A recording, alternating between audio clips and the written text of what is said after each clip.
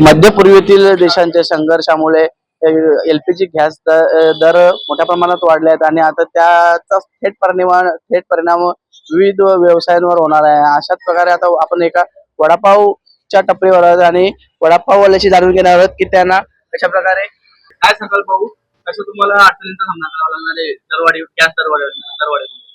आता तर पहिले 1650 काय होता गॅसचा सिलेंडर, आता काय 1950 झालाय।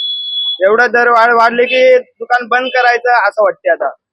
आणि 2 रुपये पण वाढवले का नाही वडापाववर, कस्टमर ते पण येत नाही। पहिले वाढून बघितलेले, पहिले याच्या अगोदर पण गॅसचा दर वाढलेला, म्हणलं चला 12 रुपये करूया। 12 रुपये केले तर बाबा अर्धा पण धंदा होत नव्हता आमचा। आता तर डायरेक्ट किती 10 पट दर वाढले, डायरेक्ट 1650 डायरेक्ट 1950 केली। तर कसं करायचं काय समजत नाहीये। तुम्हाला आता गॅस मिळतोय का सध्या? सध्या तर आता 2-3 दिवस झाले गॅस तर भेटत नाहीये। हा, जिथं पण भेटा लागले ते ब्लॅक विकतायत। त्याच्यावरती पण किती 2150 बोलतायत त्या पण। गैस का टुकड़ा अभी होगा।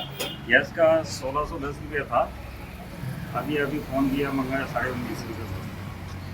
तो अभी पहले कितना था और अभी कितना था?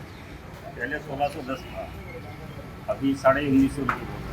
नक्कीच आता या ठिकाणी आपण पाहू शकता की वडापाव चालक यांनी आपल्याला सांगितलेलं आहे की गॅसच्या दरवाढीमुळे त्यांना वडापावच्या दरात वाढ करावी लागत आहे आणि जर असंच गॅसचा तुटवडा होत राहिला तर वडापावची गाडी बंद करण्याची वेळ त्यांच्यावर येणार आहे। सुमित घरात, एलएस मराठी न्यूज, भिवंडी।